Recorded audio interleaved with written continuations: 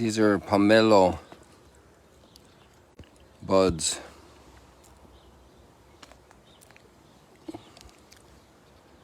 They have to flower, and then they will form the pomelo, which is the largest citrus fruit.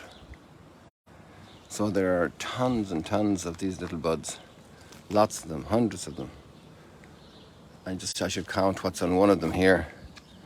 You can count 2, 4, 6, 8, 10, 12, 14, 16, about 18 or 20. So they're similarly all over the place.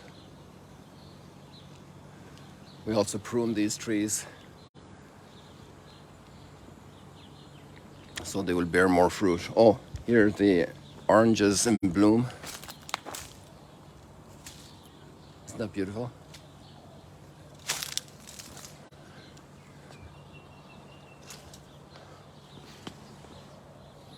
They have a lovely aroma, lovely scent. And then look at how this is a small little plum thing that didn't bear too much fruit the last few years. Let's see if this pruning does the trick. And somebody gave us a present of a little avocado over here. He also gave us a present of an earlier one, much bigger, like that stick, but it actually didn't make it. It was planted at the wrong time, so we hope that one is going to make it. And here are the rimonim, the pomegranates. They're not visible yet. And then we have a few other little beginning to be but blossoms over here. You see the little, so they'll be in flower soon. So we should remind me to keep an eye on them. And this is our fig tree, pretty seriously pruned also. That didn't do very well either. And the pomelos also weren't very good. Oh, look at the lemon tree in bloom. This is a very good lemon tree. Lots and lots of lemons here. Buckets and buckets of lemons. And this one had 4 branches coming out in every direction.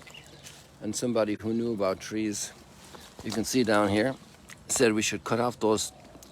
He told me to leave the smallest one, but it was growing straight, and to put a stick beside it. It wasn't really too straight, but we'll put this metal pole to sustain it, and it has grown so well just with that pruning and that direction.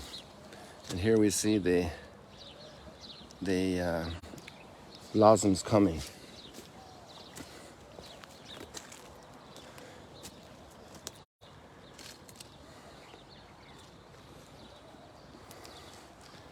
And here, that's the lemon from the other side. And now we have this big hole opened up again. You can see some of the pillars that were put in a few years ago to build a house for our community.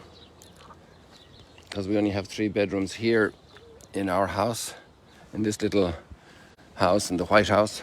I live on the 2nd floor of the White House here among the bushes, the Bush White House.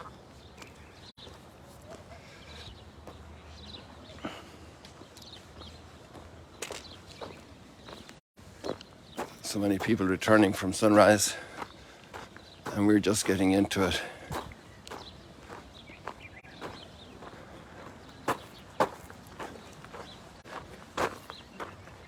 We got great readings today.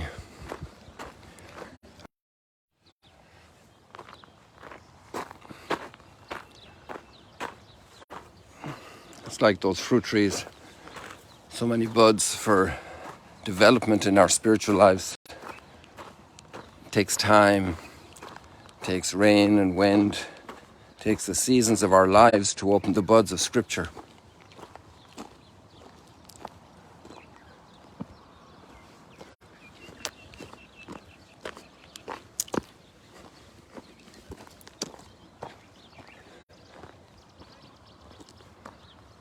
This area was completely covered in shells, like we have seen so many times, and now it's all covered in the mud of disintegrating foliage and stalks from the reeds. The seasons of life, the transformation. And we're here for a short time and we're being transformed. That time goes very quickly. Sometimes it seems long and boring, but actually it goes very quickly. You know, I'm finishing up my 7th decade soon, and that's part of life.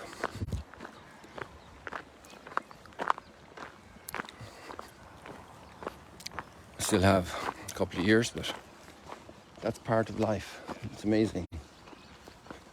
Somebody fixing their camera here.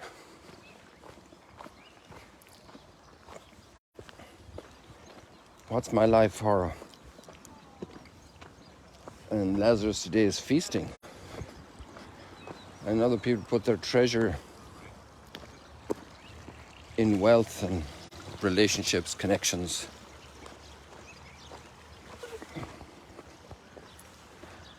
And Jeremiah uses very strong language. Curse the men that trust in people. Is that against marriage? No. Is that against friendship and associates in a company? No. But your primary trust is in God. It's like that strong rhetorical language we had from Jesus 2 days ago. The prophets have that ability to use very strong language. We normally try to be more tame. Maybe we should be more wild. But really the invitation has to reach into the depths of our hearts, in the recesses of our freedom, where that buds forth in our soul.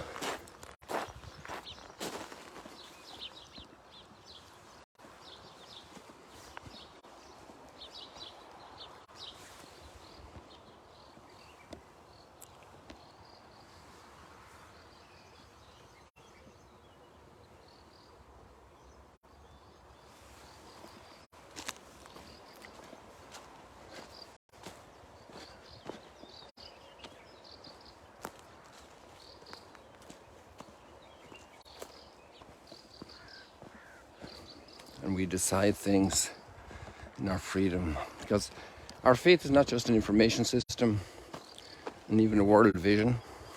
It certainly has those elements, but it's particularly a relationship field. And the relationship field isn't stagnant, it's moving.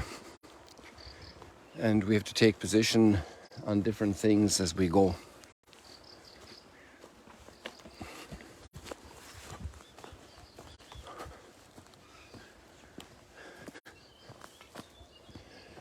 We're not getting any water. There's a great reason for this.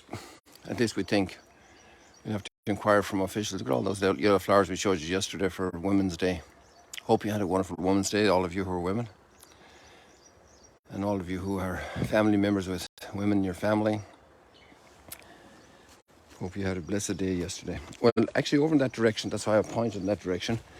Behind the, in that little kind of valley, if you keep going west there direction, you're going to get to Natofa Valley.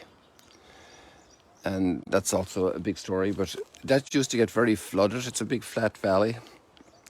And when there was decent rains in winters, let's say like the last few years, the valley would flood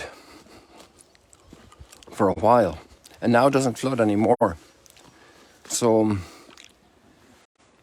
our suspicion is that there has been some, we'll have to check that with the people in the authorities in the region, but that there has been some drainage process installed where that valley doesn't get flooded anymore. And since then we don't have to pump water out of our ritual baths. And this little Mississippi River that we just crossed was where we used to pump the water through to free up the archaeology. And now it's not happening anymore. Things change in life, you know. Situations change. You have to administer things differently as situations arise and change. I walked a lot in the recent weeks down by the water there, and I decided to come through here today because on the way back yesterday, I really noticed how many flowers were here of all kinds and the growth of the vegetation. It was very intense.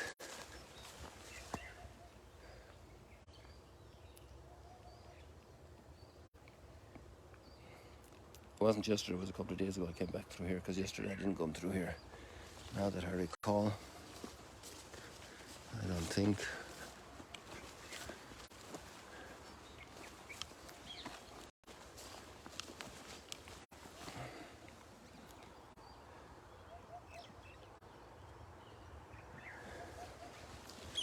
So what's growing in our lives? What's developing? What's the purpose of our lives? Some nettles here.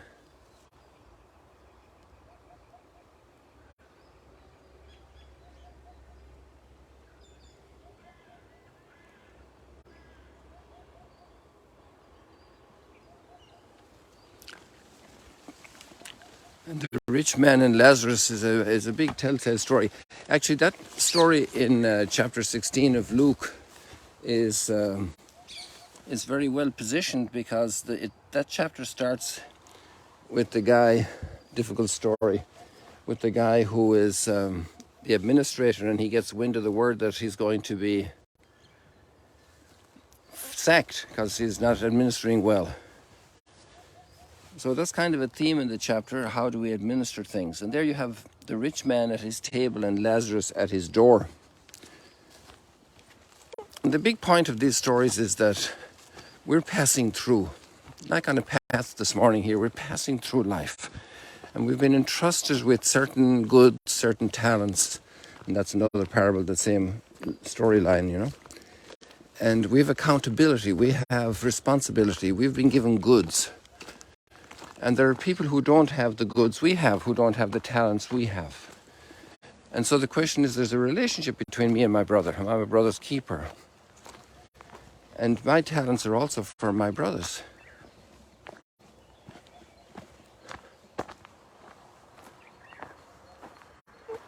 How do I take care of all the folks around me? We hear so many stories, we're connected with news from all over the world, and they're my brothers and sisters. An earthquake hits my brothers and sisters in Turkey and Syria.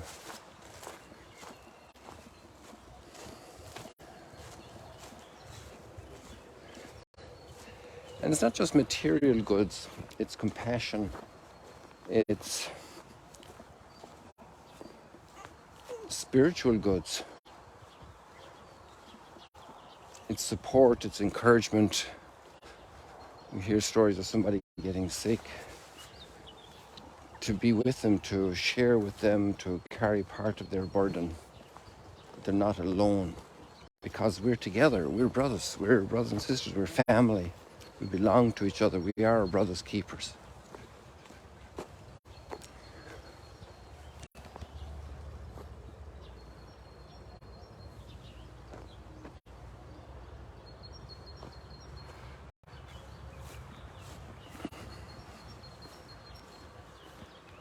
We are our brothers' keepers. And there's an eternal dimension to this. And what we're doing here is preparing us for that. And there's a relationship between how we live here and what is coming our way in eternity.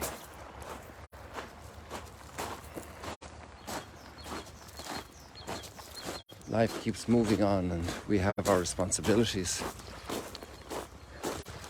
Responsibility means we're called to give a response.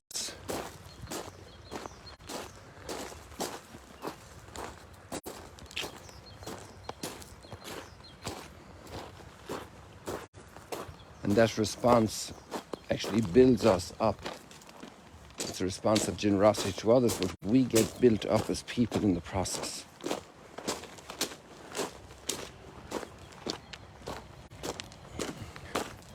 Let's ask for the light and the grace, the strength to recognize where I'm called to share today.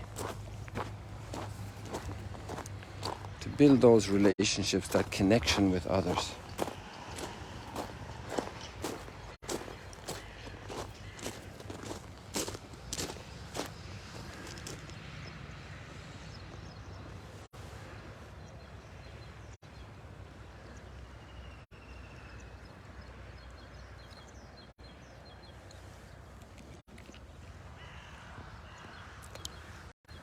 See you later, alligators. God bless you. It's nice and bright this morning.